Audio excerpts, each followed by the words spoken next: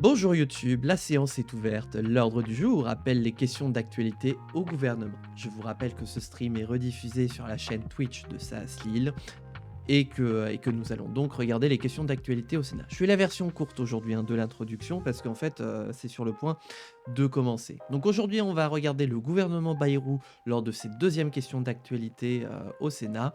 On s'est fait un petit tour de chauffe là en introduction, on a regardé la fin de celle de l'Assemblée nationale. Et voilà, donc on est dans un contexte très particulier, puisque la commission mixte paritaire sur le budget est sur le point de se réunir et que donc tout le monde demande des concessions au gouvernement et que le gouvernement dit bah c'est à vous d'aller les chercher. Bref, on est dans un climat extrêmement étrange.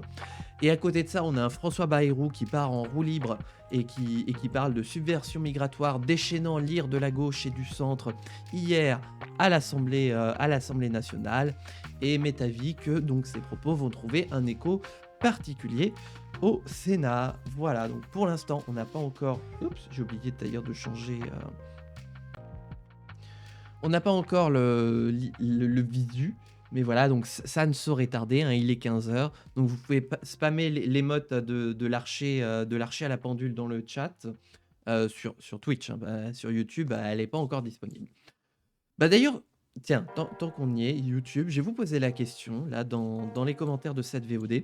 Est-ce que ça vous intéresserait que je lance des doubles streams sur YouTube et Twitch? C'est-à-dire que là, actuellement, je stream uniquement sur Twitch. Est-ce que ça vous intéresserait qu'on fasse aussi les streams directement sur YouTube? Comme ça, vous pourriez nous rejoindre. Voilà, je pose la question. Je pose la question pour les contenus politiques, si ça vous intéresse. Donc, n'hésitez pas à me répondre dans les commentaires pour savoir si l'idée vous intéresse. Auquel cas, je verrai si je peux le mettre en place, parce que faut aussi que faut que j'ai la puissance. Ah, voilà. Voilà le début de la séance. Donc voilà, n'hésitez pas à me le dire et je verrai si je peux mettre ça en place ou pas, parce que ça se trouve je peux pas. Hop, voilà. Où est mon catalogue? Là, voilà. Tac. Voilà, donc les membres du gouvernement qui s'installent sur leur banc désigné. On a la vue sur le plateau du Sénat, le président du Sénat qui entre, Gérard Larcher. Voilà. Il avait récupéré de la voix la semaine dernière. Est-ce que c'est le cas ou il est encore tombé malade? Et aujourd'hui, on aura 2, 4, 6, 8, 10, 12, 14, 16 questions. Voilà, classique. Alors, je vais monter le son parce que le son du Sénat, il est jamais fort. Hop, voilà.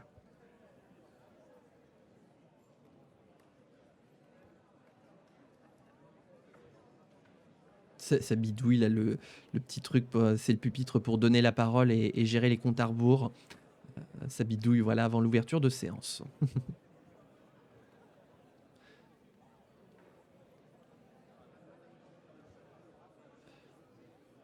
La présidence n'est pas encore prête. Ah, des communications diverses.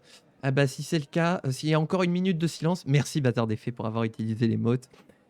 S'il y a encore une minute de silence, je me permettrai de cut directement la VOD parce que j'ai dû faire le montage manuellement sur La YouTube. séance est ouverte. Pour ne pas que vous ayez à la voir et risquer un strike comme la dernière fois. Nous n'avons pas reçu d'observation. Y en a-t-il en séance? Y en a-t-il en séance? Je n'en vois point. Je n'en vois point. Le procès-verbal est adopté sous les réserves d'usage. Monsieur le ministre d'État, mesdames et messieurs les ministres, mes chers collègues, l'ordre du jour appelle les questions d'actualité au gouvernement. Ah bah non, pas de communication. J'excuse l'absence du Premier ministre qui s'est rendu à des obsèques et qui ne pourra pas être parmi nous. D'accord, c'est pour ça. Je voudrais d'abord commencer en saluant notre nouveau collègue Jean-Marc Delia.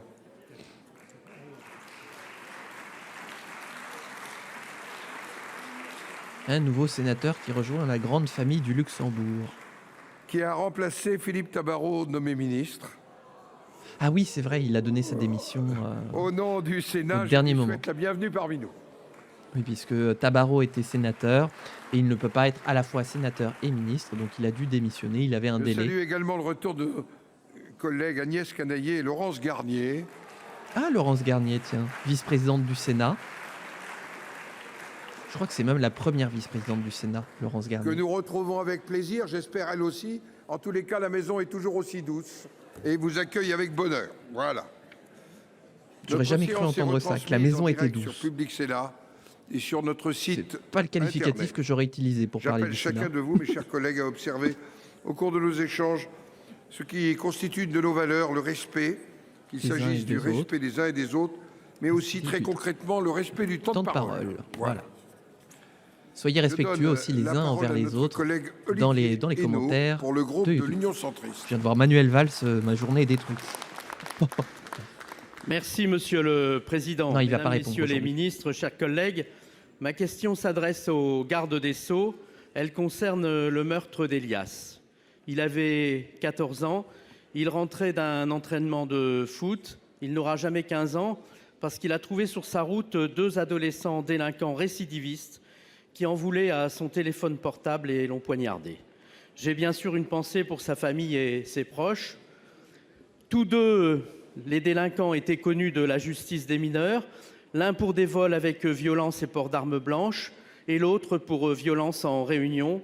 Pour ces faits, ils avaient été présentés à un juge le 30 octobre 2024 pour un jugement définitif en juin 2025. On En n'est pas obligé de attendant, montrer Manuel Valls, ils hein, vous continuaient savez. jusqu'à ce Il drame va pas parler de aujourd'hui. terroriser le quartier en toute impunité, sans s'être inquiété par personne.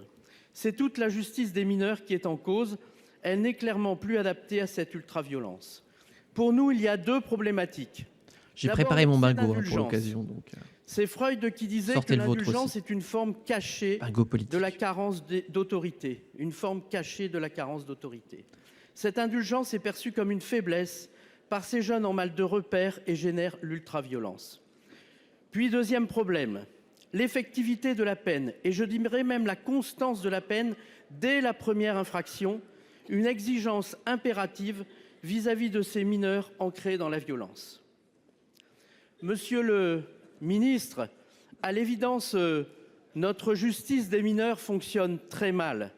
J'ai Réserve des faits parfaitement qui est déjà conscience trigger que les alors qu'on est à la sujets première de question. préoccupation Il y en a encore ne manquent 15, hein. pas au ministère de la Justice. On va la retrouver dans un Mais état à pour la fin. Elias et pour toutes les victimes, quelles évolutions, monsieur le ministre, envisagez-vous pour réformer la justice des mineurs? Je vous remercie. Et donc c'est Gérald Darmanin qui va lui répondre. Pour Donc vous accroche-toi, répondre, bazar des la faits. parole est au ministre d'État, garde des Sceaux, ministre de la Justice, monsieur Gérald Darmanin. Vous avez la parole. Merci Monsieur le Président, Mesdames et Messieurs les sénateurs, Monsieur le sénateur Hainaut. Nous sommes tous ici des pères et des mères de famille et notre cœur se renverse quand nous apprenons qu'un enfant, provenant d'un geste d'enfant, comme vous l'avez dit, d'un entraînement de football, puisse rencontrer la mort pour un téléphone portable. Je l'ai déjà dit, je le redis, évidemment la considération est immense pour cette famille. Et notre devoir, c'est bien sûr de condamner fermement au ministère de la Justice ceux qui sont responsables de cette situation, les auteurs, les jeunes mineurs violents, mais également de comprendre ce qui ne va pas dans notre justice des mineurs, vous avez parfaitement raison. Et ce qui ne va pas, monsieur le sénateur, c'est 3 choses. La première, c'est que la mesure qui est prévue dans le Code général des mineurs aujourd'hui, qui est une mesure éducative avant d'être une mesure répressive, vous le savez, c'est un fondement de notre droit, cette mesure éducative, lorsqu'elle n'est pas suivie, et c'était le cas de l'auteur des coups de couteau manifestement, il n'y a pas de sanction. Et je souhaite proposer, une proposition de loi arrive à l'Assemblée la semaine prochaine, dans 15 jours, je souhaite proposer que quand cette mesure éducative n'est pas suivie, une sanction soit prise et que cette sanction soit un centre éducatif fermé, un enfermement, pour qu'évidemment les mesures prises par le juge soient respectées. Deuxièmement, vous avez parfaitement raison. Deuxième fait, octobre dernier, le parquet demande l'enfermement, le magistrat reporte la décision en fonction du Code général des mineurs que nous avons ici adopté et que le gouvernement vous a proposé. Il y a un problème de non-comparution immédiate des mineurs violents pour les faits les plus graves. Et je suis favorable à la comparution immédiate pour les faits les plus graves pour les mineurs, ce qui aurait permis sans doute de suivre la réquisition du parquet en octobre dernier et de ne pas se retrouver dans la situation d'aujourd'hui. Et puis troisièmement, il y a évidemment, puisque la mesure c'était qu'ils ne devaient pas se retrouver ensemble, ces 2 mineurs qui faisaient de l'extorsion, les policiers ne sont pas informés dans leur fichier FPR lorsqu'ils font des contrôles de police qui ne peuvent pas être à 2. Ils habitaient d'ailleurs le même quartier et, dit-on, les mêmes endroits. La justice doit évidemment travailler avec les forces de l'ordre pour que les mesures qu'elles prennent de non-regroupement, de coercition, de contrôle pour ne pas rencontrer ses collègues de délinquance soient effectifs. Et nous devons évidemment améliorer ça pour Elias et pour l'ensemble des victimes. Donc, Gérald Darmanin qui propose de rapprocher la justice des mineurs de celle des La personnes parole est au majeures. président Guillaume Gontard pour le Concrètement. groupe écologiste Solidarité et Territoires. Merci, Monsieur le Président. Monsieur le Ministre, Oula. je souhaitais m'adresser au Premier ministre en tant qu'expert en planification. Vos prédécesseurs parlaient sans cesse de réindustrialisation, mais l'urgence aujourd'hui est surtout d'arrêter l'hémorragie industrielle.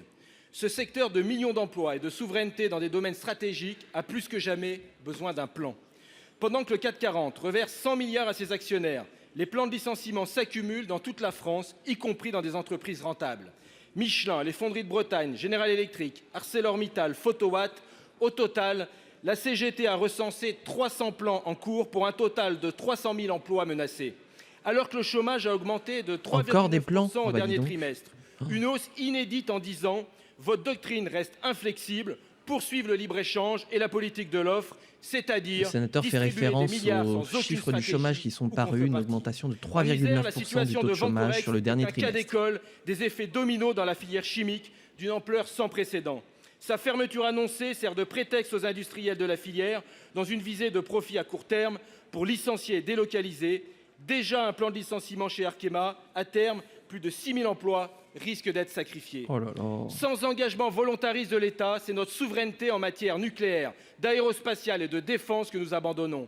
L'État peut et doit agir depuis des mois. Les salariés et les élus locaux, de manière transpartisane, réclament une nationalisation temporaire pour relancer l'activité. Une nationalisation chiffrée à 200 millions d'euros. En comparaison, l'utilisation de sels importés implique des essais de validation de missiles nucléaires dépassant le milliard d'euros. Et je ne parle pas de la dépollution des sites industriels et des risques environnementaux dans le transport de matières dangereuses. Alors, Monsieur le Ministre, ne pas agir, c'est faillir. Avec la nationalisation, vous avez entre les mains un outil unique de planification. 3 questions simples au Premier ministre. Va-t-il reprendre la main sur ce dossier? Va-t-il venir sur le site? Allez-vous nationaliser Vancorex? Merci. Pour vous répondre, la parole est au Effectivement, les ministre de questions font l'économie et des ça. finances. Et ça de la permet de cocher une souveraineté case dans le bingo. industrielle, Monsieur Éric Lombard. Merci, Monsieur le Président, Mesdames et Messieurs les sénateurs, Monsieur le Président Gontard.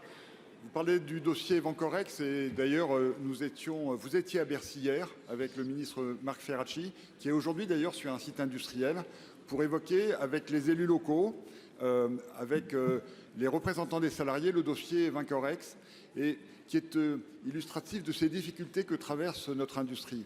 Alors, je veux d'abord dire combien nous sommes mobilisés pour garantir notre souveraineté industrielle. Après l'adoption du budget qui a été voté dans cette Assemblée la semaine dernière, la réindustrialisation du pays est ma première priorité. D'ailleurs, j'étais à Bruxelles avec nos partenaires européens parce que c'est aussi un dossier qui se joue au niveau européen pour protéger notre industrie, pour protéger nos filières et les redévelopper. Le dossier Vancorex est un dossier complexe, effectivement, Yannick sur Jadot, lequel futur maire de l'entreprise, Paris, bien sûr. malheureusement, est déjà en redressement judiciaire. Mais nous travaillons avec toute la filière d'abord pour maintenir l'activité. Vous croyez à l'élection de Yannick Jadot à la mairie de Paris, vous, en Pour la 2026? filière nucléaire, Dites-le moi dans pour les les commentaires. sociétés de la région et du bassin du Rhône, pour protéger les salariés à qui nous allons proposer individuellement des accompagnements afin que chacune et chacun retrouve une solution et afin de maintenir la filière en fonctionnement.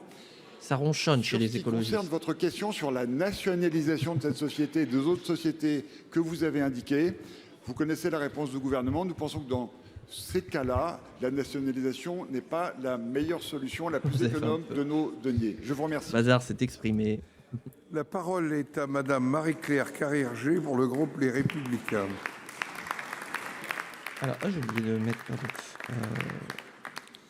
Monsieur le Président, Monsieur le ministre d'État, mes chers collègues, si Elias est mort, c'est notre faute à tous. Je suis la mère de 2 enfants, chacun à leur tour rackettés violemment dans le cas sud 14e.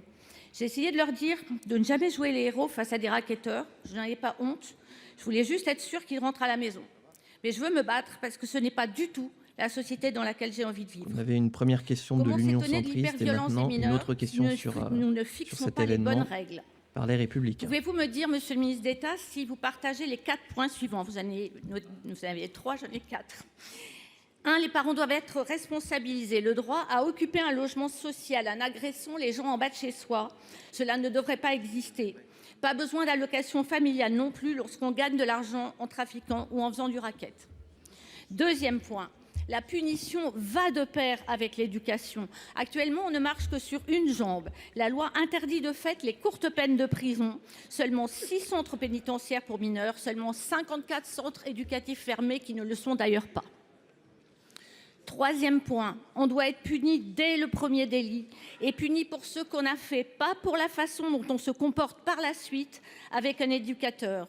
Avec le principe de la césure entre audience de culpabilité Puni dès le prochain délit, et on audience dira de ça à Nicolas sanction. Sarkozy. Hein. Les 2 meurtriers d'Elias, multirécidivistes, avaient certes vu un juge dès le mois d'octobre, mais la belle affaire, la perspective d'une sanction, c'était 9 mois après, l'équivalent d'une année scolaire.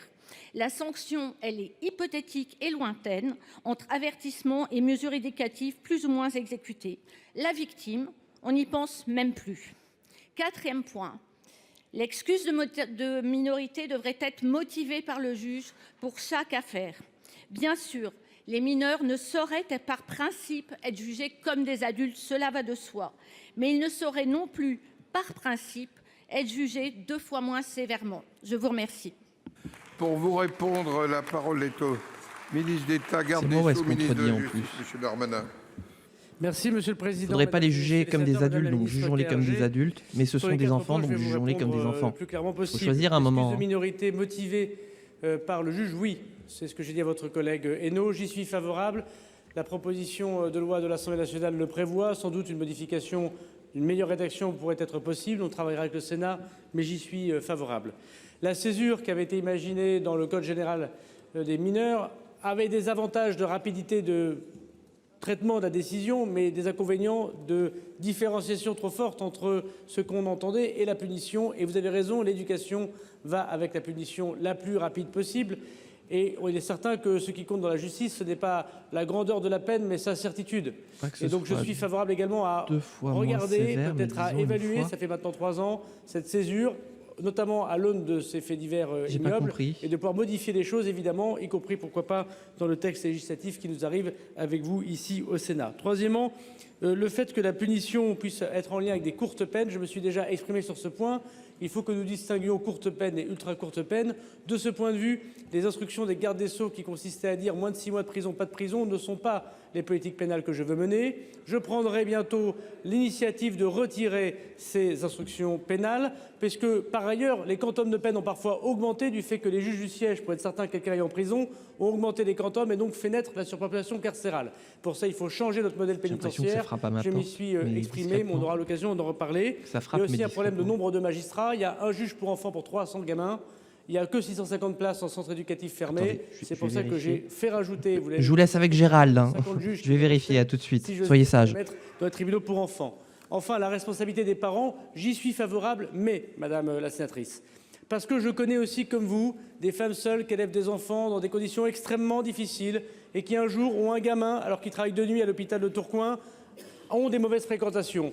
Que ceux qui insultent les policiers, les magistrats, les enseignants soient sanctionnés, qu'on les expulse de leurs logements sociaux, qu'on leur retire les allocations, oui. Que ceux qui galèrent, excusez-moi cette expression, pour faire entendre à leurs enfants l'autorité de la République, qu'on les aide. Si nous sommes d'accord sur ce bon sens, alors nous serons d'accord ensemble. La parole est à notre collègue Xavier Iacovelli pour le groupe du Rassemblement des démocrates progressistes et indépendants. Merci Monsieur le Président, Madame la Ministre, mes chers collègues. En septembre dernier, avec notre collègue la ministre Carrère et moi-même, nous avons présenté un rapport d'information sur la hausse des complémentaires santé et l'impact sur le pouvoir d'achat des Français. Je suis de retour. Pendant Qu'est-ce 6 que j'ai mois, raté ? nous avons Attendez, étudié, hop. interrogé, analysé et échangé On en avec est les où, là représentants de l'assurance maladie, des complémentaires, des professionnels de santé et autres acteurs en lien sur ce sujet qui est source d'inquiétude et de préoccupation pour les Français. Et pour cause, cette hausse de cotisation pousse encore trop de Français à RDPI. renoncer aux soins. D'accord. Une Ah, on est situation passé qui, à la j'en suis question sûr, suivante. Ok. Madame la Ministre, vous serez d'accord avec moi, est inacceptable dans un pays qui était encore il y a 20 ans un modèle mondial pour son système de santé. En décembre dernier, elles ont annoncé une nouvelle hausse pour 2025 de 6%, qui s'ajoute à la hausse de 8,1% qui était déjà annoncée pour 2024. Les mutuelles ont justifié cette augmentation par le transfert de charge du ticket modérateur et des médicaments décidés par le précédent gouvernement. Aujourd'hui, Madame la Ministre, le gouvernement dont vous faites partie a annoncé revenir sur ces transferts de charges et pour Et pourtant, cette hausse du prix des complémentaires demeure encore bel et bien réelle pour nos concitoyens. Dans notre rapport, nous avions formulé plusieurs propositions concrètes. La systématisation d'une concertation entre l'assurance maladie, les complémentaires santé et le gouvernement pour anticiper toutes ces hausses. La deuxième, une meilleure transparence et fluidité d'information dans le respect du secret médical, bien sûr, entre l'assurance maladie et les complémentaires santé pour lutter contre la fraude et cibler la prévention. Troisièmement, la création d'une complémentaire santé solidaire à destination des seniors que nous avions appelée C3S en complément de la C2S gratuite et la C2S contributive, notamment pour les personnes percevant le minimum vieillesse ou disposant de faibles revenus. Alors ma question est simple, Madame la Ministre. Comment le gouvernement compte faire pour éviter ces hausses de cotisations, qu'elles n'aggravent donc pas ces disparités, ces renoncements aux soins et n'accentuent pas donc les inégalités d'accès à la santé en France? Et que comptez-vous reprendre dans le rapport sénatorial que nous avons commis au mois de septembre? Pour vous répondre, la parole est à la ministre du Travail, de la Santé et des Solidarités de la Famille, Madame Catherine Vautrin. Merci, Monsieur le Président, Mesdames et Messieurs les sénateurs, Monsieur le sénateur Xavier Iacovelli. Monsieur le sénateur, vous venez de faire il y a bien une solution là-dessus, mais c'est pas en privatisant la sécurité sociale. Et je voudrais vous dire combien ce rapport, effectivement, porte des réponses tout à fait importantes. Pour répondre à la première partie de votre question, vous avez effectivement listé la suite des différentes augmentations qui ont eu lieu pour l'ensemble de nos concitoyens qui souscrivent une assurance complémentaire. Très concrètement, nous le savons, les dépenses de santé dans notre pays augmentent. Certes, notre pays a la chance de connaître un vieillissement important. Il y a une petite corrélation, mais elle ne justifie absolument pas tout. Et c'est la raison pour laquelle il me semble tout à fait opportun de reprendre les différents éléments que vous avez bien voulu signaler. Je prends le premier sur cette notion de lisibilité. Avec Yannick Neuder, le ministre auprès avec lequel je travaille, nous sommes convaincus de la nécessité de pluriannualité. Parce que dès lors que nous nous inscrirons dans la pluriannualité, nous pourrons discuter effectivement avec l'ensemble des acteurs, l'assurance maladie, comme bien évidemment les mutuelles. Le deuxième élément, et j'en ai déjà très régulièrement parlé avec le président de la commission des affaires sociales de votre assemblée, c'est le sujet de la prévention. Notre pays souffre d'une prévention qui n'est pas suffisamment efficace. Et nous avons besoin de travailler en lien avec l'ensemble des acteurs, y compris les mutuelles, et regarder y compris peut-être des sujets comme celui des données, en respectant bien sûr la confidentialité, mais en prenant des programmes qui existent. Je recevais pas plus tard qu'hier le professeur Vélas sur le vieillissement. Le programme ICOP, il existe, il a été expérimenté. Je n'ai qu'un objectif, le généraliser. 2 millions de Français peuvent y participer. Mieux protéger, mieux faire de la prévention, c'est quelque part accompagner la santé de nos concitoyens et faire des économies. D'accord, j'ai pas trouvé qu'elle répondait à la question, Catherine Vautrin. La parole est de notre collègue Daniel Chassain pour le groupe Les Indépendants République et Territoires. J'ai l'impression qu'elle a bien contourné la question. Monsieur le Président, Monsieur le ministre de la Souveraineté industrielle, mes chers collègues, l'hydroélectricité couvre 25% des besoins de la France lors des pics de consommation. Elle est un enjeu industriel pour la France. Énergie renouvelable et décarbonée, il existe un fort potentiel de développement hydroélectrique en France et constitue le premier moyen de stockage. Défi majeur pour la sécurité des systèmes électriques est possible grâce à un développement massif et rapide des STEP. Or, le retard pris a un impact sur le fonctionnement électrique qui souffre d'un manque de capacité de stockage. Le nombre d'heures vendues à prix négatif a été multiplié par 3 en 2024. Nous devons lancer de nouveaux projets de STEP et pour cela, il faut sortir de la concession. 3 possibilités. Modifier la directive européenne, le gouvernement essaye depuis 10 ans. Reprendre des concessions en régie, il y aurait d'autres difficultés. Ou alors passer du régime de concession à celui d'autorisation. En présence de mon collègue Claude Nougin, d'EDF, lors de la visite sur la rivière Dordogne avec le président du Sénat, Gérard Larcher, cette idée a été exprimée. Nous avons de nombreux projets dans nos territoires, en Corrèze, notamment avec Rodena, mais aussi en Aveyron, que soutient Alain Marc et Jean-Claude Angard, mais d'autres projets identifiés pour la production de 3 gigawatts. L'autorisation n'est que l'extension de ce qui existe Sur le nucléaire, le photovoltaïque ou l'éolien, ce régime est en vigueur dans de nombreux pays européens. L'autorisation permettrait de sortir du blocage de la Commission européenne Dis qui dure donc, depuis bazar. longtemps et de relancer l'investissement des STEP. Monsieur le ministre, pourquoi trop tard pour appliquer l'autorisation qui est en vigueur dans de nombreux pays? Non mais par contre, Pour on vous pourrait poser répondre, une la question parole est au intéressante. ministre de l'économie, des Il y a finances et un de la âge pour souveraineté partir à la industrielle, retraite monsieur dans le Lombard. monde actif. Monsieur le Président, Pourquoi est-ce mesdames qu'il n'y et aurait messieurs pas les un âge de départ à la sénateurs, retraite monsieur du le monde sénateur politique? Chassaing, en un mot, vous avez Surtout raison. qu'ils ont un régime de En retraite, plus hein, de mots, la les France compte aujourd'hui parlementaires, les 2600 élus. installations pour 26 gigawatts. C'est Et pas ces comme barrages s'ils en font avaient pas, partie de quoi. la transformation écologique et énergétique, ça participe à la résilience de notre système. Et dans ce système, On effectivement, peut ouvrir un les débat stations sur de l'âge de transfert retraite dans le monde d'énergie par politique. pompage, les STEP dont vous parlez, jouent un Parce qu'on rôle parle beaucoup de tout à fait renouvellement essentiel des générations lissage de dans la le consommation. monde, Vous dans savez que le la monde Commission européenne a engagé du un travail, prêt contentieux moins dans le monde de la politique. France, Hein. et Ou un plutôt, certain ça reste un nombre de vœu pieux. concessions sont aujourd'hui en danger à cause des investissements qui ne sont pas faits. Nous poursuivons en fait plusieurs objectifs pour sécuriser l'avenir de nos barrages. Et je veux les rappeler devant vous. Relancer les investissements dans les projets bloqués, notamment les STEP, vous en parlez. Garder la pleine maîtrise de notre parc hydroélectrique. Favoriser les partages des usages de l'eau. Grand sujet dans les collectivités. Et redistribuer de la valeur aussi vers les collectivités locales qui sont engagées. Vous avez mentionné les solutions à l'étude, modifier la directive concession, mettre en place une régie ou une quasi-régie, et enfin basculer dans un régime d'autorisation. Afin de clarifier ces points qui sont essentiels, une mission d'information a été confiée par l'Assemblée nationale aux députés Bollot et Battistel, dont nous attendons très bientôt les conclusions. Dès que les conclusions auront été rendues, vous pouvez compter sur nous, monsieur le sénateur, pour mettre en œuvre les conclusions de ces travaux afin de reprendre effectivement la main sur ce secteur extrêmement important et faire les investissements que vous appelez de vos voeux. Je vous remercie. Vous avez quelques secondes.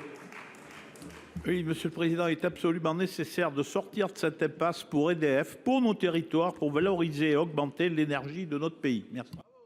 Merci. La parole est à notre collègue Jean-Yves Roux pour le groupe du Rassemblement démocratique et social européen. Vous avez la parole. RDSE, Merci donc Monsieur le le groupe des Président, Mesdames, sociaux-démocrates au Messieurs les Sénat. ministres, chers collègues. L'élaboration du budget 2025 est présente dans tous les esprits. Or, plus que par le passé, sans aucun doute, ce budget en détermine 35 000 autres. Celui de nos collectivités locales, mairies, intercommunalités, qui attendent de savoir sur quelle base elles pourront fonder leur action de Oui, parce que là, les maires, en fait, ils préparent des budgets, mais ils ne savent même pas avec quelles ressources ils vont pouvoir fonctionner. Donc, en cette fin de mois de janvier, situation qui est difficile pour les traditionnellement maires de la fin de la France, période des vœux, le seul vœu que de nombreux maires formulent est le suivant: lever les incertitudes. Pour les communes rurales en particulier, il y a une échéance J'apprécie qui la revient figure sur de beaucoup style. de lèvres, celle du transfert obligatoire de la compétence eau et assainissement au 1er janvier 2026. Encore, me diriez-vous? Bien sûr, parce que cette question n'est toujours pas traitée. Mes chers collègues, voici maintenant quelques années que le Sénat, à plusieurs reprises sur tous les bancs, a voulu redonner aux communes rurales une liberté d'action dans la gestion de la compétence eau et assainissement. Le Sénat a joué son rôle de relais. Lors des questions au gouvernement, au Sénat, le 9 octobre, l'ancien Premier ministre Michel Barnier souhaitait mettre un terme au transfert obligatoire de ces deux compétences aux intercommunalités en 2026, sous réserve que les transferts n'aient pas encore été réalisés. Monsieur le Premier ministre Bayrou a déclaré le 14 janvier dernier, je le cite, « Mon gouvernement confortera les avancées sur des sujets très attendus comme l'eau et l'assainissement ». Or, mes chers collègues, le 1er janvier 2026, c'est demain. Demain, ces exécutifs locaux devront effectuer des ça va venir vite. études ou y C'est pas renoncer, demain, mais décider, apprécier le prix de l'eau, c'est vrai que le temps de voter une loi, délibérer, recruter, prévoir des budgets en conséquence ou au contraire ne pas les prévoir. Quelle que soit la décision qui sera prise, elle nécessitera un peu de temps pour se concrétiser parce que c'est bien comme cela que fonctionne une démocratie qui se respecte. Monsieur le ministre, pouvez-vous nous affirmer ce jour que ce transfert ne sera pas obligatoire au 1er janvier 2026. Je vous remercie. Bon, alors j'imagine que beaucoup de maires de France sont en train d'écouter la réponse qui va être donnée. La parole est au ministre de l'aménagement du territoire, de la décentralisation, sur Rebsamen. Merci Monsieur le Président, Mesdames, Messieurs, Mesdames les sénatrices, Messieurs les sénateurs, Monsieur le sénateur Roux. Nous allons beaucoup parler par les temps qui viennent d'eau et Je viens d'avoir un d'assainissement. choc là, j'en parlerai après. J'ai compris que c'est un sujet qui vous intéresse tout particulièrement. Je note que vous n'êtes pas le seul d'ailleurs. J'ai bien entendu les En applaudissements. même temps, on est au Sénat. Le donc, maintien de la qualité de l'eau potable et de la lutte contre son gaspillage est un combat qui est partagé par l'État et les collectivités territoriales. Les collectivités ont un rôle essentiel, primordial même pour sécuriser, on peut dire, l'accès à la ressource, garantir l'efficience du service public de l'eau et en particulier les coûts pour le consommateur.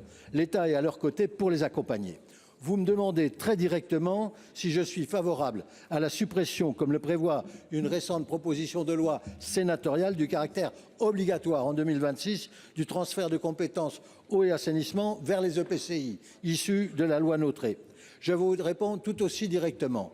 Je suis favorable à la différenciation autant que je suis défavorable au retour en arrière. Et quand je vous dis ça, je suis moi-même, vous le savez, je suis moi-même élu local.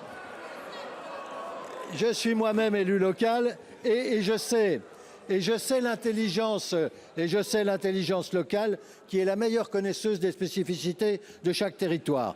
La différenciation territoriale est d'ailleurs l'un des principes du plan eau qui avait été présenté par le président de la République en septembre 2023.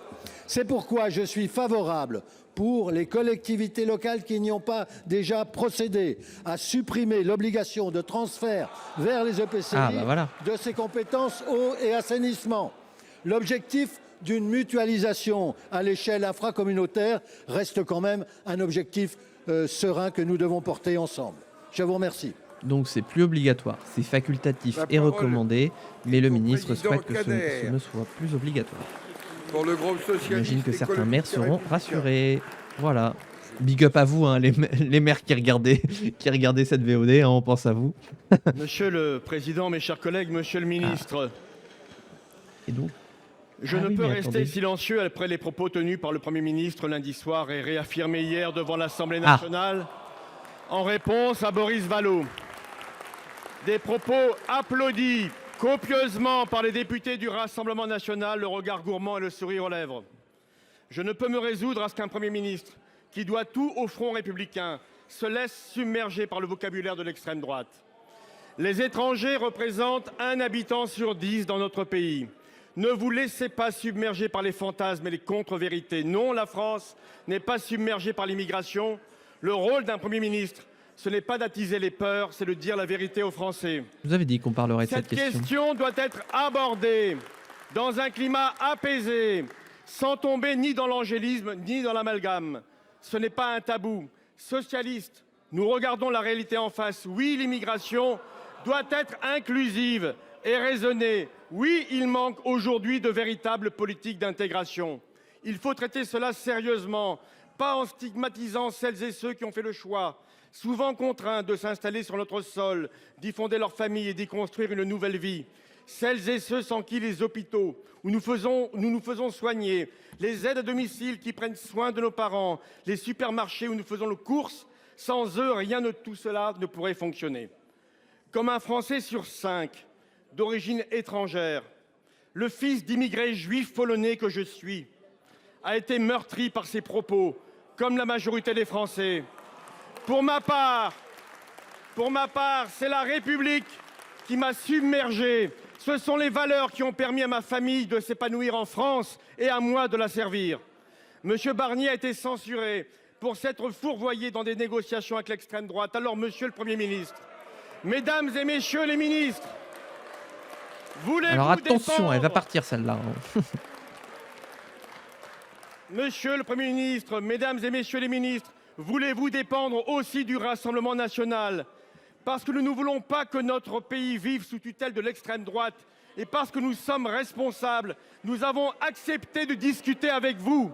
Nous attendons du Premier ministre qu'il soit clair sur l'aide médicale et qu'il abandonne toute référence à la submersion migratoire. Bon. C'est vraiment dommage que François Bayrou ne soit pas là pour le coup. Pour vous répondre, la réponse parole aurait été intéressante. Est au ministre délégué chargé des relations avec le Parlement. Patrick Mignola. Monsieur le Président, Mesdames et Messieurs les sénateurs, Monsieur le Président Caner, le Premier ministre vous prie d'excuser son absence car il est aux obsèques de son ami Jean-François Kahn. Évidemment, Il a observé les réactions que vous venez d'exprimer, celles de votre et d'autres formations politiques. C'est la raison pour laquelle il m'a demandé d'apporter en son nom cette réponse. Alors, on écoute.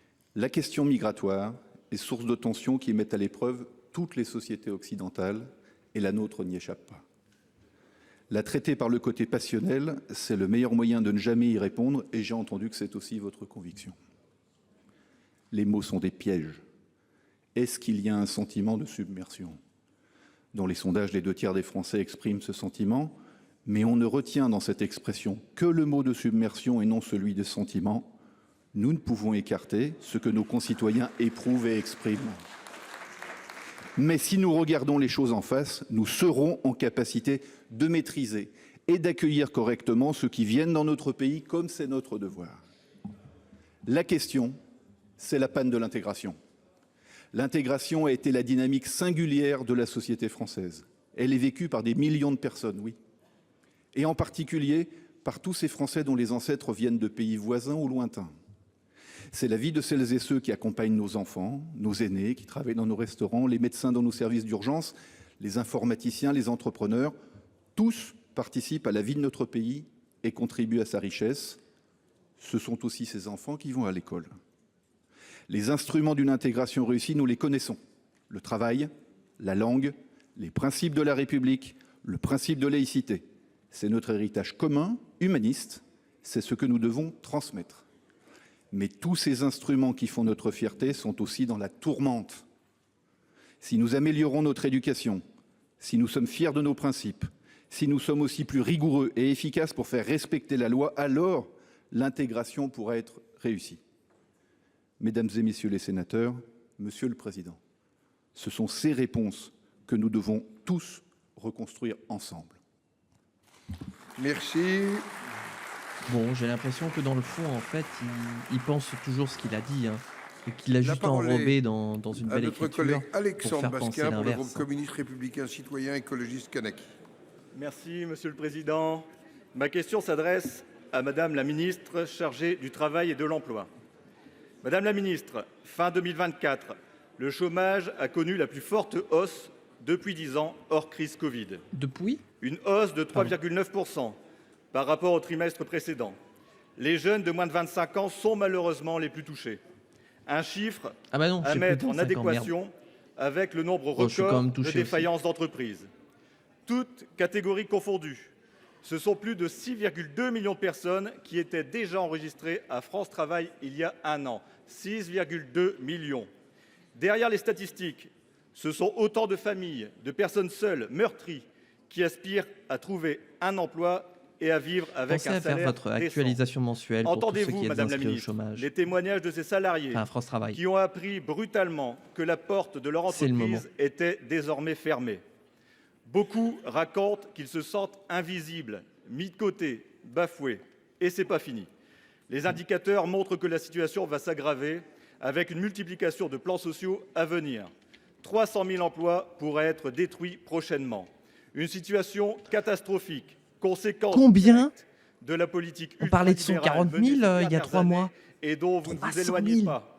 Rappelons que le candidat Macron avait promis le plein emploi pour 2027. Nous en sommes malheureusement bien Ça va être loin. le plein chômage. Et pendant ce temps, les 40 plus grosses entreprises françaises se gavent et distribuent un niveau record de dividendes à leurs actionnaires, toute honte bue. Pendant ce temps, nous sommes toujours dans cette même logique de versement d'aide publique aux entreprises, 200 milliards d'euros par an, sans réel contrôle de leur utilisation. Pendant ce temps, vous poursuivez cette politique de l'offre dont l'échec est pourtant manifeste. Madame la Ministre, tout appelle à un changement de cap et ma question est donc simple. Que comptez-vous faire pour inverser cette tendance mortifère et enfin redonner de l'espoir aux Françaises et aux Français? Je vous remercie. La réponse de la vous ministre. répondre, la parole est à la J'ai deux ministre solutions. en Vous charge voulez du de la travail et de politique de l'emploi. l'offre ou vous voulez de la politique de l'offre? Voilà, je viens de vous résumer la réponse avant qu'elle ait eu Monsieur lieu. le Président, Mesdames et Messieurs les sénateurs. Allez, vas-y, Astrid. Monsieur le sénateur Basquin, vous avez tout à fait raison de rappeler que derrière des statistiques, il y a d'abord des vies. Il y a d'abord des vies. Et quand on parle de ces chiffres du chômage, en particulier Vous êtes les de la premiers à montée les invisibiliser, du chômage hein, des donc, jeunes, ce sont des vies et des familles qui sont affectées. Et derrière cette détérioration de la situation de l'emploi, il y a d'abord une détérioration de la situation économique qui se durcit considérablement, et vous avez rappelé effectivement les nombres de défaillances et les procédures collectives. Mais il faut aussi se rendre compte que ça se passe dans une situation à la fois conjoncturelle et économique, à la fois européenne et mondiale, qui est très très difficile. Elle touche d'abord des secteurs qui sont en profonde transformation de leur modèle économique. On parle de l'automobile, on parle de la grande distribution, on parle de la chimie. Et tout ça dans un contexte commercial qui se durcit considérablement, des coûts de l'énergie qui n'ont pas recouvré leur niveau pré-Covid, et également également notre incertitude nationale qui freine aussi, et il faut le dire, l'investissement qui jusqu'à présent a gelé également les recrutements, comme les grandes commandes. Non, ce n'est pas facile parce que vous connaissez le monde économique, les entreprises qui n'aiment pas l'incertitude qu'on leur impose aujourd'hui. Alors ce que nous faisons aujourd'hui, ce que nous faisons avec Madame Vautrin, mais également avec M. Lombard et M. Ferracci, c'est d'abord tenter d'anticiper avant que les situations de plans sociaux ne se détériorent. Et donc c'est arriver au devant, justement avant de se retrouver avec des situations en liquidation judiciaire. La deuxième chose, quand il y a des plans de restructuration, c'est vraiment aujourd'hui travailler avec les préfectures, les services déconcentrés pour s'assurer que les restructurations sont de qualité, que ce soit sur les reclassements, que ce soit sur la revitalisation, que ce soit sur la qualité de l'accompagnement. La troisième chose, et nous l'avons fait ici lors de la dernière loi de finances, c'est réactiver l'activité, le chômage partiel de longue durée, rebond, qui permet de trouver des situations intermédiaires, des solutions intermédiaires, notamment à travers la formation et la reconversion. Conclure. Voilà. Et donc ça, c'est des choses que nous faisons. Et enfin, nous maintenons dans le budget les moyens France Travail pour accompagner, excusez-moi, Monsieur le Président, les salariés. Bon. La parole est à notre collègue Georges Naturel pour le groupe Les Républicains. Ouais, bon. Des réponses qui n'en sont pas, hein, clairement. On va faire attention, voilà. Mais on va continuer à faire la même politique, donc on va encore augmenter le chômage. À Monsieur le ministre de l'Europe et des Affaires étrangères. Monsieur le ministre, samedi dernier en Nouvelle-Calédonie, un émissaire officiel de Bakou est intervenu par visioconférence au congrès indépendantiste du FNLKS pour participer à la création du Front international de décolonisation des Outre-mer français et les encourager à s'insurger contre la France. Je condamne avec force cette nouvelle provocation du groupe d'initiative de Bakou, officine affiliée à l'Azerbaïdjan. Cette intolérable ingérence orchestrée par un régime totalitaire et ultranationaliste, classé parmi les plus corrompus au monde, constitue une tentative flagrante de déstabilisation de notre République et une atteinte inacceptable à notre intégrité nationale. Je regrette que les indépendantistes kanaks radicaux se discréditent en tombant dans le piège qui leur est tendu par des agitateurs à la solde d'une dictature hostile à la France et ses valeurs de liberté. L'émancipation ne peut être revendiquée en s'alignant aux côtés d'une dictature. Monsieur le ministre, il est impératif que la France, qui détient un siège au Conseil de sécurité des Nations unies, réagisse avec la plus grande fermeté à la hauteur de l'affront qu'elle a subi. Quelles sanctions énergiques le gouvernement entend-il prendre contre l'Azerbaïdjan pour répondre à cette situation inacceptable et prévenir toute future ingérence qui menacerait la paix en Nouvelle-Calédonie et dans l'ensemble de nos Outre-mer?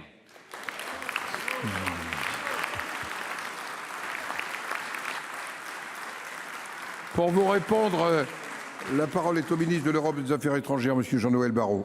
Merci Monsieur le Président. C'est marrant, le sujet de la Nouvelle-Calédonie revient en ce moment. Monsieur le Sénateur, vous interrogez le gouvernement sur les agissements coupables et intolérables d'un groupe appelé le Bakou Initiative Group, qui est situé en Azerbaïdjan et qui est lié à ses autorités. Par des manœuvres numériques aussi bien que physiques, inauthentiques et malveillantes, qui visent nos régions, nos départements, nos collectivités d'outre-mer ainsi que la Corse, et en particulier la Nouvelle-Calédonie.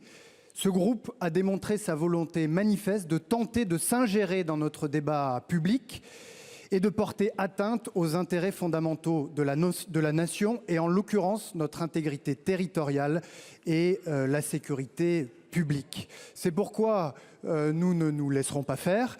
C'est pourquoi, dès le 19 novembre, j'ai convoqué l'ambassadrice de l'Azerbaïdjan à Paris pour lui signifier notre réprobation absolue de ces agissements et demander à ces autorités qu'ils les fassent cesser. C'est pourquoi au mois de décembre, le service Viginum, qui détecte et attribue les ingérences numériques étrangères, a publié un rapport circonstancié qui démontre l'ampleur de ces manœuvres, leur caractère inauthentique, ainsi que leur échec à atteindre les objectifs qu'ils s'étaient fixés.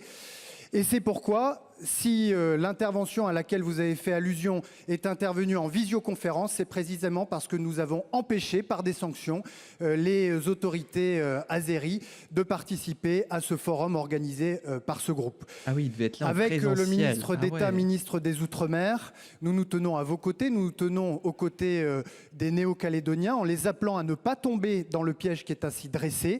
Et nous appelons l'Azerbaïdjan qui se déshonore, qui se déconsidère, qui se sanctionne tout seul à soutenir de telles manœuvres, à de les faire cesser et à résoudre quel que soit le différend qui Qu'est-ce qu'a fait la France? La par France la n'a pas diplomatie sanctionné, plutôt donc, que par les ingérences. Il ne semble pas que l'Azerbaïdjan Tourelle. se retrouve toute seule dans le monde. Merci, monsieur le ministre. Donc, au niveau diplomatique, condamner, c'est bien, agir, c'est mieux. Et cela, je pense, en solidarité avec l'Europe. C'est vrai que l'Azerbaïdjan n'en est plus une La parole est à provocation près notre avec la collègue France et Rachid l'Europe. Temal pour le groupe socialiste, écologiste et républicain. Merci, Monsieur le Président. 1000 jours, cela fait maintenant 1000 jours que Cécile Collère et Jacques Paris, nos compatriotes, sont retenus comme otages d'État par la République islamique d'Iran. 843 jours, c'est le temps que notre compatriote Olivier Grandeau est également retenu. C'est un drame puisque la République islamique d'Iran a souhaité prendre ces otages-là pour faire pression sur notre pays. Je veux ici en profiter pour aussi saluer les comités de soutien à nos 3 compatriotes qui sont retenus en otage. Aujourd'hui, c'est plus d'ailleurs un appel qui est lancé parce que nous sommes maintenant face à des otages qui sont au bout. Ils sont depuis maintenant, je l'ai dit, 1000 jours dans des cellules de près de 8 mètres carrés, éclairées en permanence, avec des co-détenus qui sont là à la fois pour les surveiller et pour veiller à leur maintien. Et nous avons une République islamique d'Iran qui a permis seulement 3 visites consulaires, c'est à l'encontre de la Convention de Vienne, qui de temps en temps permet aux otages d'avoir des échanges téléphoniques avec leur famille. Le dernier a eu le 25 décembre dernier. Et je crois que, vu l'état de santé qui se dégrade très fortement de Cécile Collère et de son compagnon Jacques Paris, il nous faut maintenant aller beaucoup plus loin. Je sais, Monsieur le ministre, nous en avons déjà discuté. Le Sénat, nous avons nous-mêmes écrit un courrier auprès de l'ambassade pour leur libération. Mais je crois que maintenant, il faut aller beaucoup plus loin et faire en sorte qu'ils puissent, dans un premier temps, sortir de la section 209, celle où sont maintenus dans des conditions inhumaines les prisonniers, en l'espèce des otages, et puis qu'ils puissent être libérés le plus rapidement possible, nos 3 otages retenus. Et donc la demande qui vous est faite, c'est qu'on puisse maintenant agir vite. C'est une obligation. Est-ce qu'il faut mesurer, ajouter des sanctions déjà à la République islamique d'Iran? Est-ce qu'il faut aussi, et c'est possible, aller vers la Cour internationale de justice, parce que ça a déjà été le cas. Mais je crois qu'il est urgent d'agir, sinon le pauvre Jean-Noël Barrot, il est sur une chaise. d'un moment très difficile pour nos Il n'y a 3 plus assez de otages. bancs pour les Je vous ministres. remercie. La parole est au ministre de l'Europe et des Affaires étrangères, Monsieur Barrot. Monsieur le Président, Mesdames et Messieurs les sénateurs, Monsieur le Sénateur, merci d'appeler par votre question l'attention du gouvernement, celle de la représentation nationale, sur nos 3 otages Sacrée question, détenus n'empêche. par la République islamique Là, d'Iran. j'admets, c'est pas À évident. commencer par Cécile Collère et Jacques Paris, détenus arbitrairement depuis 1000 jours, bientôt 1000 jours, dans des conditions totalement inacceptables et intolérables, contraints à des aveux forcés sous la menace. Comme vous l'avez rappelé, détenus dans des cellules éclairées en permanence et sans doute contraints à dormir à même le sol, privés de contact avec leurs familles qui, lorsqu'ils interviennent, se font sous la pression de leur geôlier, privés de la visite de nos autorités ou de nos représentants consulaires sur place depuis plus d'1 an maintenant. Je l'ai dit il y a quelques jours, ces conditions de détention sont assimilables en droit international à de la torture. Merci d'appeler l'attention sur le cas d'Olivier Grandeau, détenu depuis plus de 800 jours maintenant et qui, le 13 janvier dernier, a eu le courage de s'exprimer à visage découvert, alors même que ces conditions de détention ne sont pas tout à fait les mêmes que celles de Cécile Collère et Jacques Paris, et alors même qu'il prenait le risque, en les dénonçant, de les voir se dégrader plus encore. Nous avons adressé des messages très fermes aux autorités iraniennes en leur expliquant que sans amélioration et sans libération de ces otages, aucun dialogue bilatéral n'était possible, aucune levée de sanctions n'était envisageable. J'ai moi-même reçu le 17 octobre dernier les familles de ces 3 otages pour leur témoigner de notre mobilisation sans relâche pour les faire libérer, ce que nous faisons. Et lundi dernier à Bruxelles, lors du Conseil Affaires étrangères, j'ai réclamé de la part de l'Union européenne des sanctions visant les responsables de cette détention arbitraire. Mais notre mobilisation collective ne devra pas s'arrêter à la libération de ces 3 otages. Il faudra également les accompagner pour la suite, puisque ceux qui ont déjà été libérés après des périodes de détention en République islamique d'Iran peinent encore à se reconstruire après ces épisodes ravageurs. Merci. Oh la vache. Merci. Ah ouais, donc ça laisse imaginer le stress maintenant à notre post-traumatique collègue Jacqueline que les otages Eustache-Brinio subissent. pour le groupe Les Républicains. Oh la vache. Merci, Monsieur le Président. Monsieur le Ministre, depuis plusieurs semaines, l'Algérie semble vouloir insulter et défier la France dès qu'elle en a l'occasion. Tout y passe. Renvoi en France de l'influenceur Doualem, expulsé vers l'Algérie, interpellé à Montpellier après une vidéo appelant à la violence. Adoption récente d'une loi pour obliger la France à décontaminer le Sahara de déchets nucléaires. Convocation de l'ambassadeur de France à Alger pour dénoncer de soi-disant traitements dégradants d'Algériens à leur arrivée à Roissy. Remise en cause de notre ministre de l'Intérieur et campagne de haine à son égard. Véritable prise en otage de l'écrivain Boualem Sansal, pourtant malade et probablement très malade, victime collatérale d'une relation bilatérale tendue, retourné en prison récemment après sa sortie d'hôpital et dont le seul délit est de se battre pour la liberté d'expression.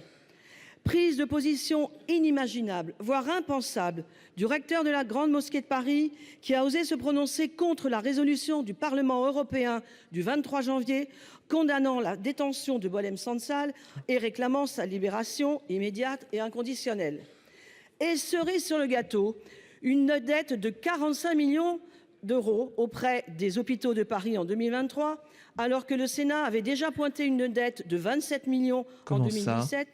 Conséquence d'un accord entre Bernard Kouchner et son homologue algérien datant de 2007 qui exempte de visa les détenteurs de passeports diplomatiques français algériens et permet à toute la nomenclature algérienne de venir se soigner en France.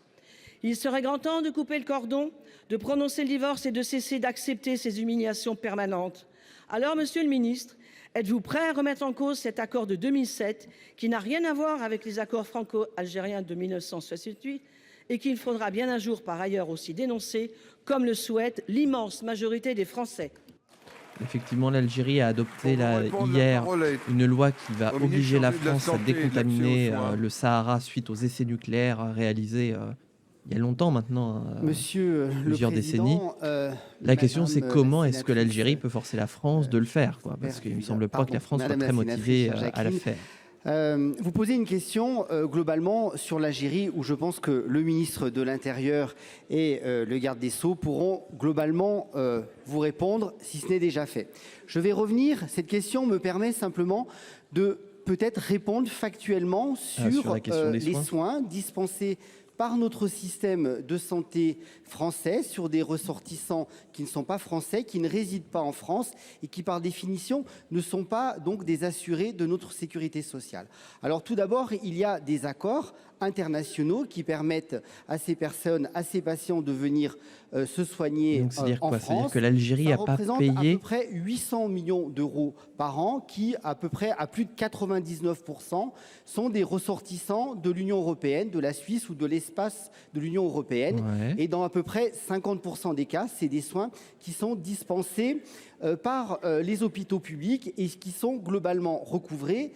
Il y a une question précise sur l'Algérie, donc je vous réponds particulièrement sur ce sujet-là, sur l'Algérie. Donc il n'y a pas de recouvrement pour l'Algérie. Sur les 150 millions entre 2007 et 2023 concernant les financements algériens, le recouvrement est assez satisfaisant puisqu'à l'heure où je vous parle, eh bien, il reste 2,58 millions d'euros à recouvrir. Ça, nous parlons donc du système public sur lequel nous avons une grande visibilité. Ah oui, donc, Maintenant, je vais vous parler du sujet que vous évoquez sur... Donc en fait, le chiffre de la sénatrice n'était pas à jour. Celui-ci, vous faites un impact différent, c'est que chaque citoyen en l'occurrence algérien, qui ne réside donc pas en France, qui n'est donc pas assuré social, vient bénéficier de soins en France. Et il se trouve que dans les cas précis de l'Algérie, c'est dans 75% au niveau de l'AP-HP. Et effectivement, nous avons un volume financier qui représente autour de 159 millions d'euros par an, sur lequel nous pouvons donc agir. Donc en dehors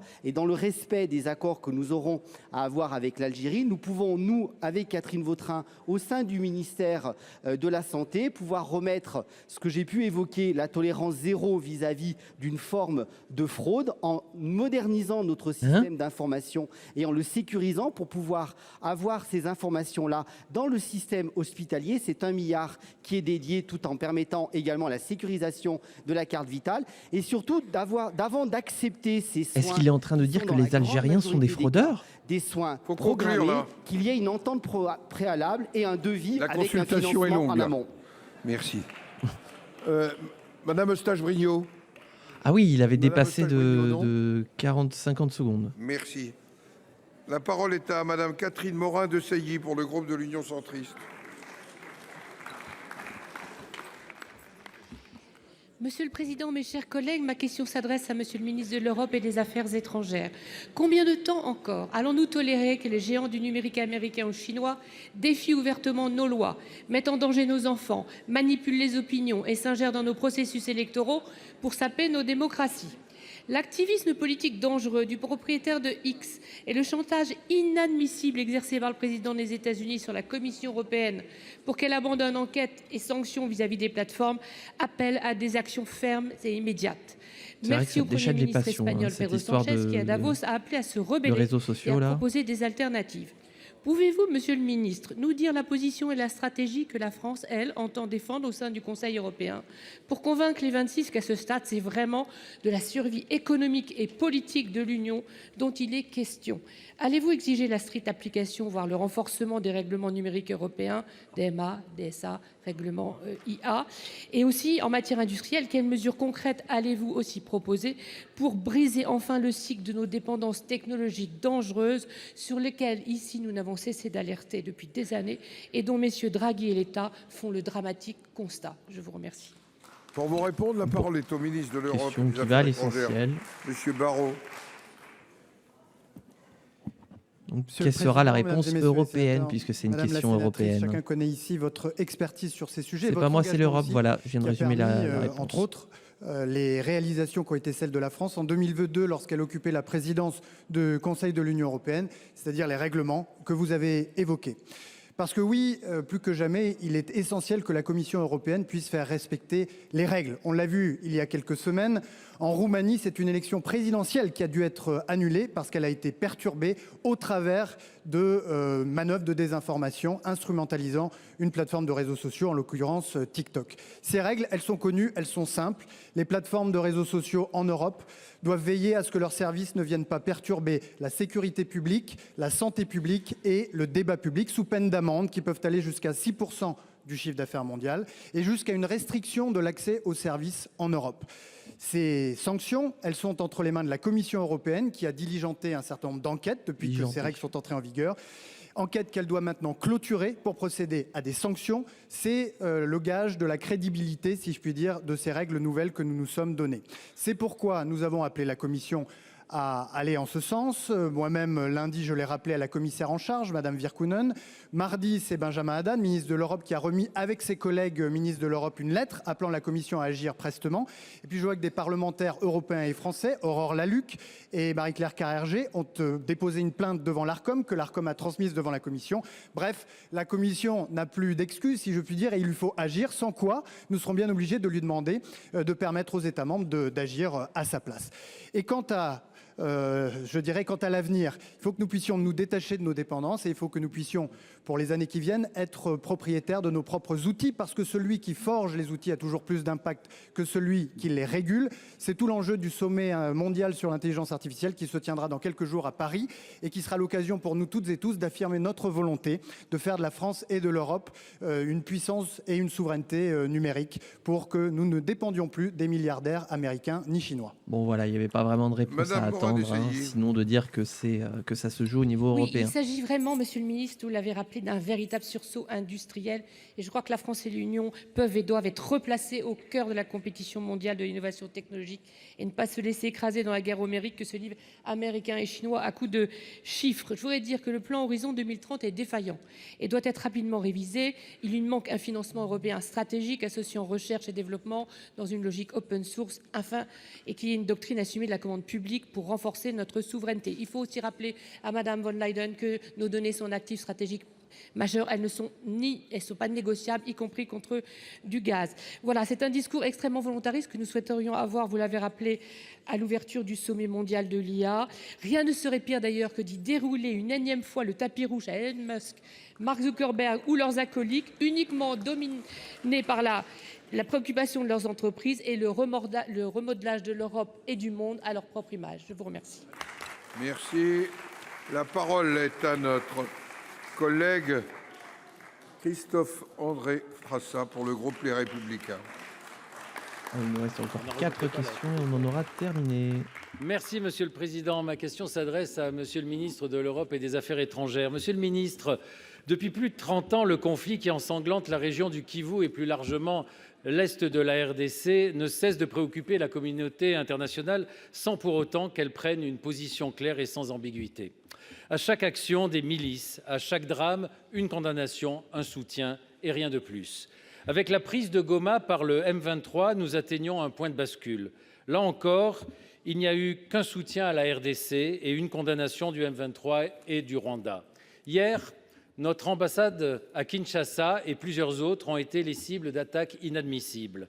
Pour autant, on a pas mal de questions sur les sujets internationaux aujourd'hui. En disent long sur la perception par l'opinion locale de l'inaction de la communauté internationale face aux crimes de guerre commis en République démocratique du Congo.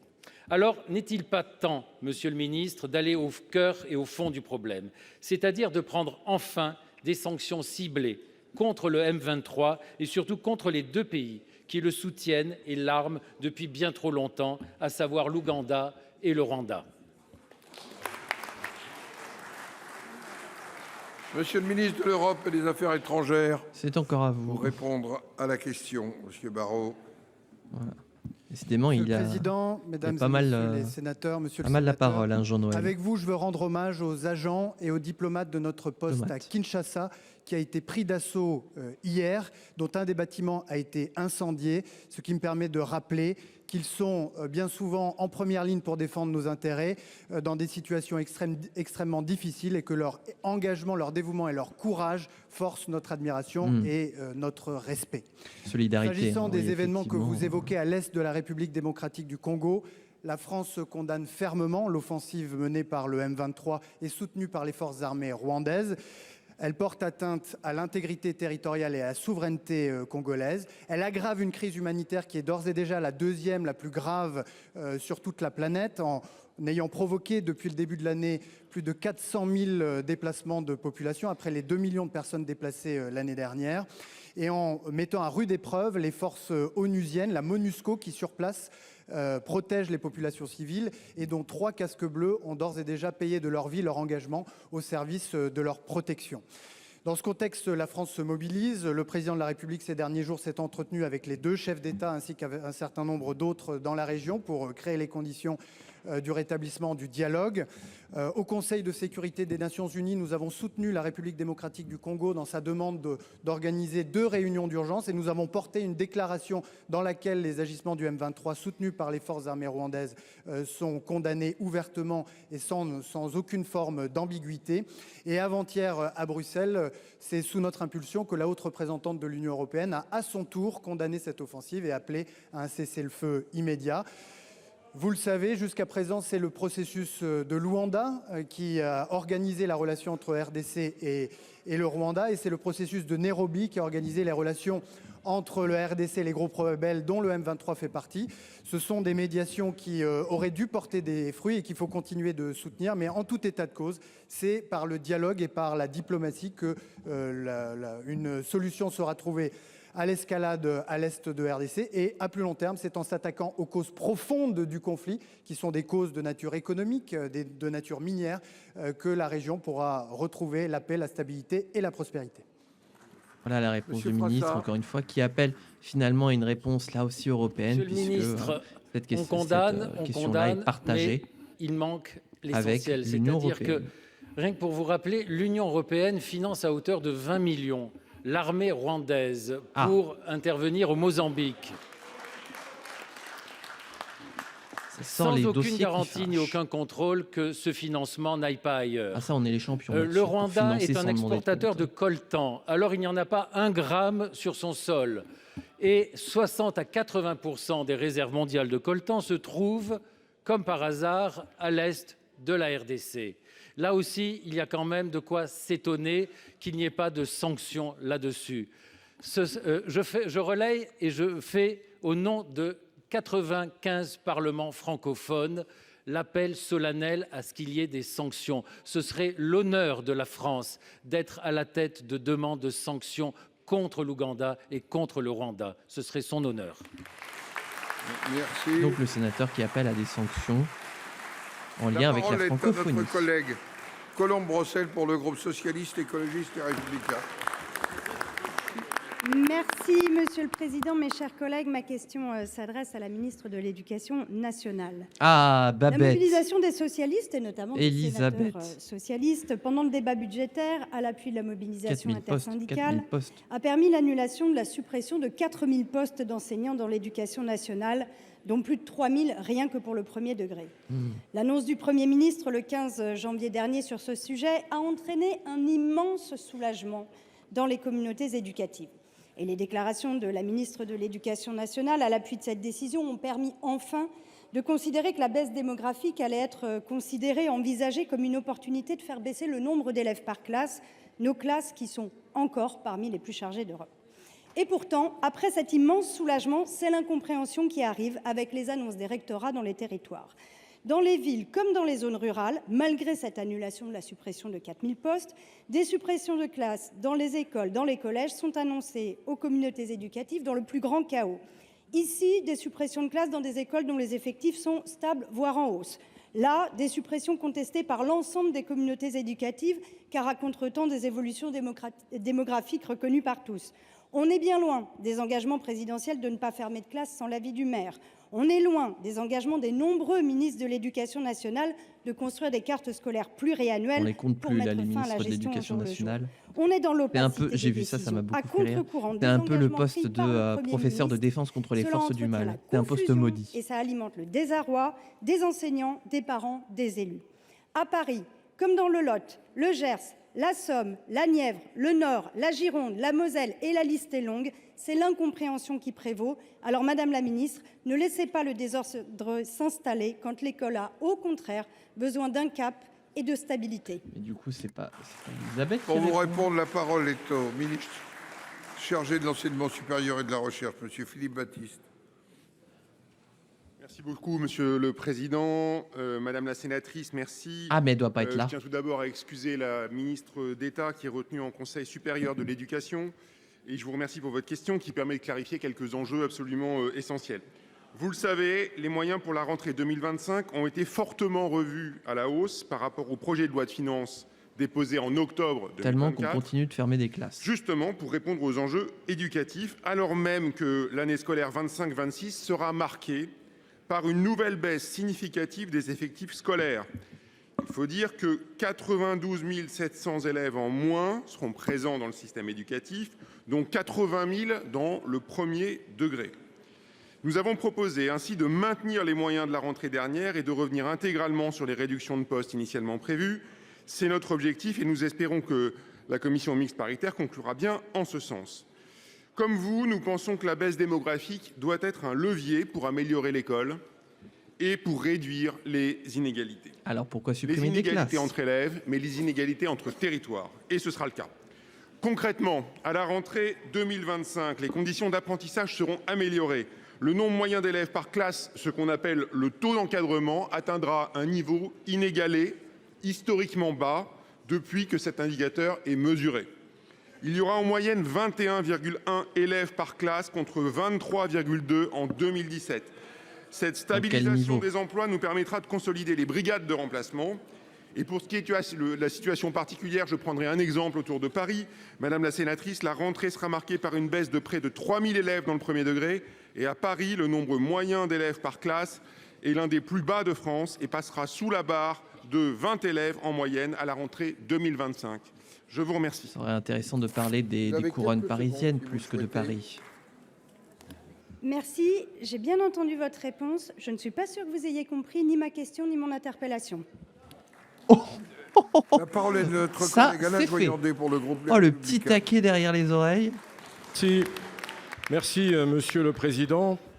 Monsieur le ministre de l'Aménagement du Territoire, le Sénat, Remarquez, on aurait eu Elisabeth Borne, on sagesse, aurait eu de la post-vérité voté à à tout une va. très large majorité le 17 octobre dernier pour que la gestion de l'eau et de l'assainissement ne soit plus transférée obligatoirement c'est bon, on a eu la réponse. communalités le 1er janvier 2026.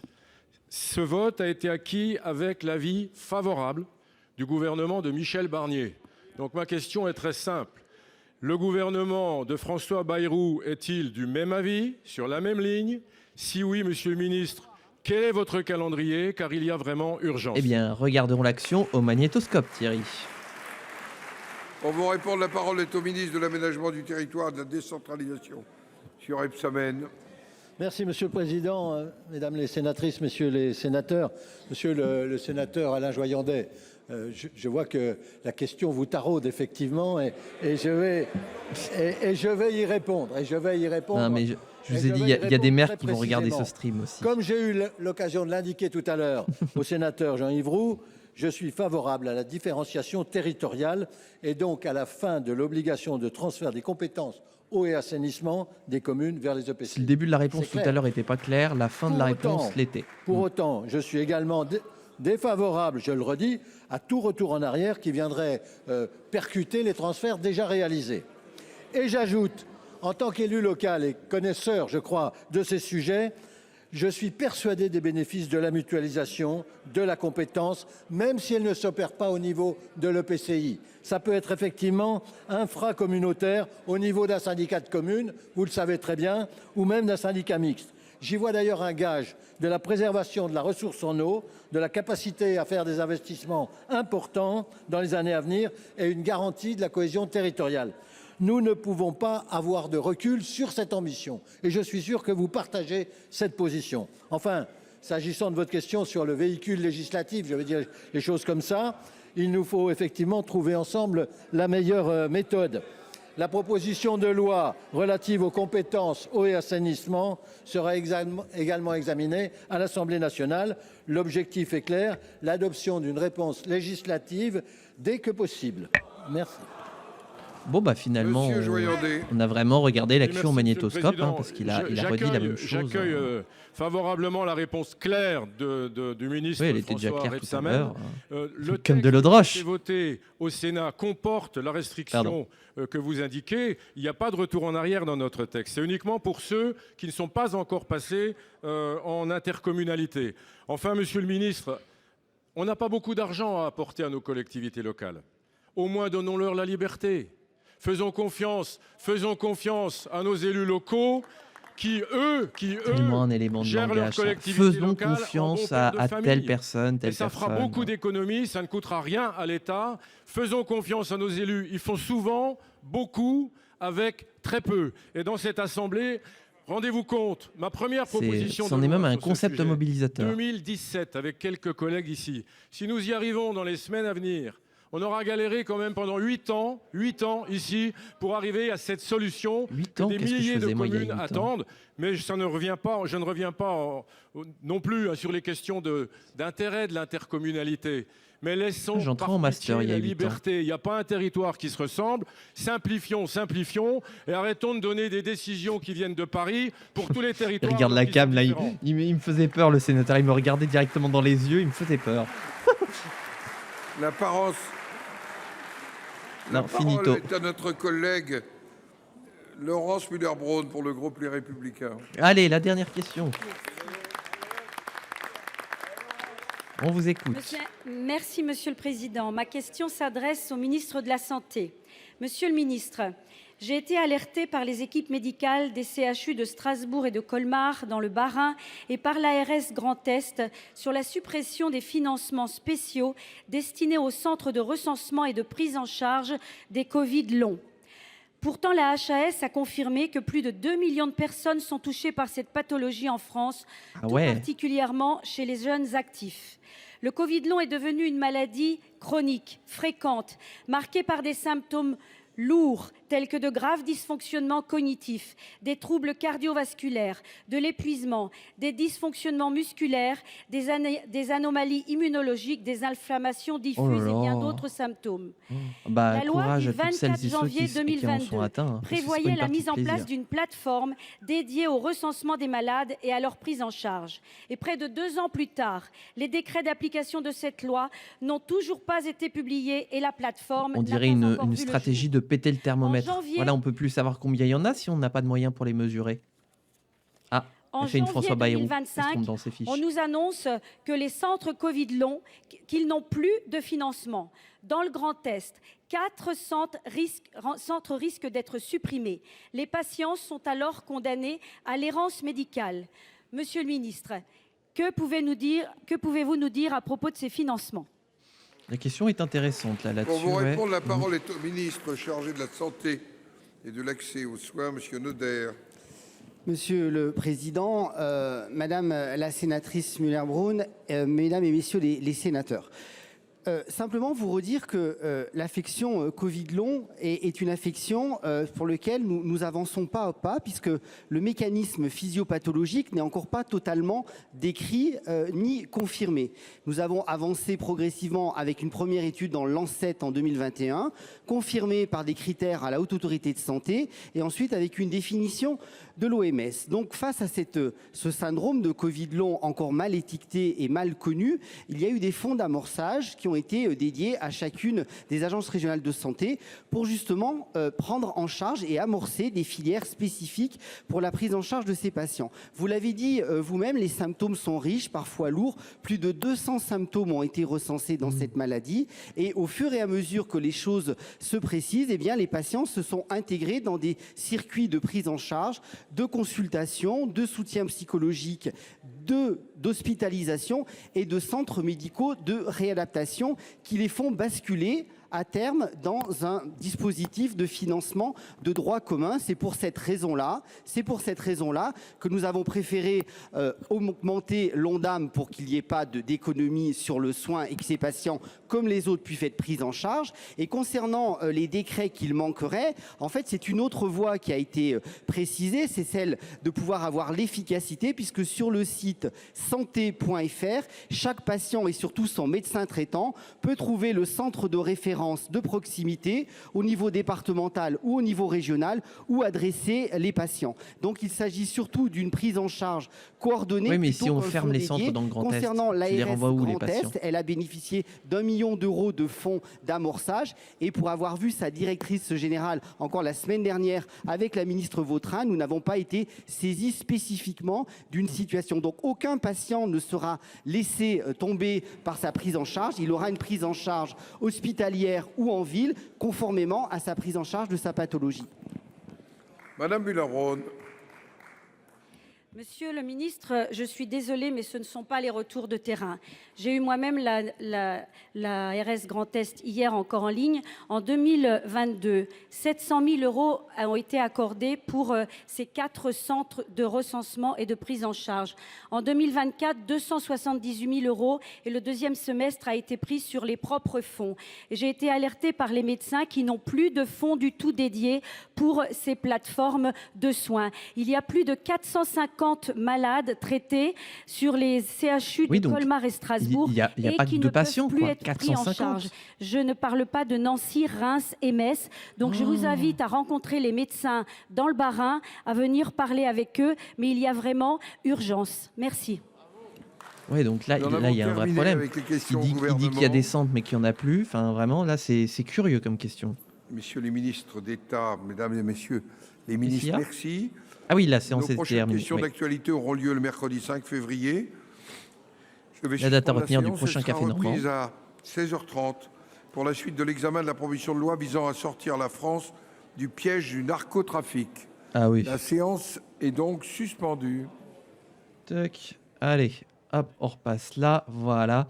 Je regardais justement, moi, tout à l'heure, à l'Assemblée nationale, après les questions d'actualité, ils avaient un débat sur comment... Alors, je vais ressortir les termes parce que c'est plus pratique.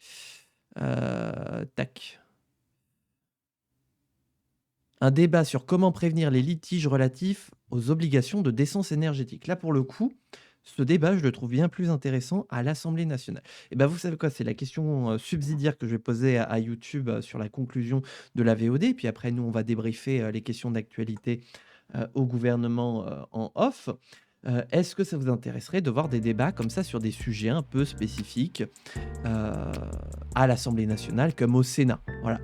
Autre que les questions d'actualité, où là l'objectif serait vraiment de voir comment est-ce qu'au quotidien les parlementaires travaillent, sur quels sujets ils sont amenés à discuter, comment est organisé le débat et quelles sont ses conclusions. Voilà, n'hésitez pas donc à me le dire dans les commentaires si ça vous intéresse. Si c'est le cas, voilà, j'aurai l'occasion de vous expliquer comment ça fonctionne tout en regardant les députés en direct. Alors pour peu que je trouve voilà, des éléments intéressants, mais ça à la limite on regardera ça un autre jour.